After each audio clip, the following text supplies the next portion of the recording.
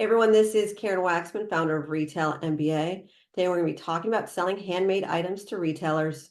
If you have a great handmade item, this training will give you some things to think about in regards to selling them to stores.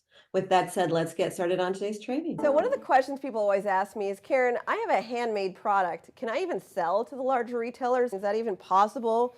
Do I have to actually create it in China and do that whole thing? How does that work? Most of the big box stores can't really work with handmade products because ultimately what happens is if they have 500 stores, for example, even taking on 2 pieces per store, that's 1,000 pieces, right? How are you going to come up? Most people who make handmade products haven't been able to figure out how to make those products on a larger scale.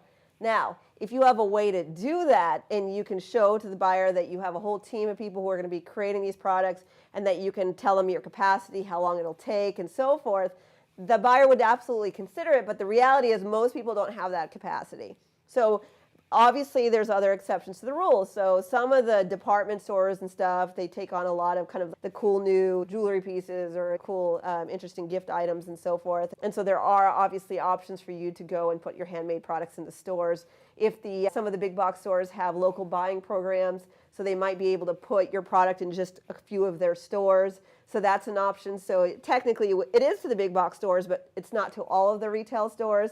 But the majority of the time, it really comes down to, can you show the buyer they wouldn't mind buying your product as a handmade product. They actually would love it if you can just show to them how you're going to be able to create the product if they start generating business with you and they want to put it in all their stores and stuff like that. The other thing to think about is if you have a handmade product, maybe you don't go after the biggest stores out there. There's levels of retailers. So there's small retailers, meaning that they only own a couple of stores. And then there's like mid-size or so forth where they have 20 stores or so that they're responsible for. Maybe you can handle that kind of quantity, or 50 stores. Maybe you can handle that quantity, not 1,000 stores. And there's lots of levels of retailers that you can focus on. And my program, Retail MBA, actually talks about all the different types of retailers and where to focus your efforts and so forth and how to find the buyers and everything. But ultimately, absolutely, you can sell your products on a larger scale to the big box stores. You just have to really think it through.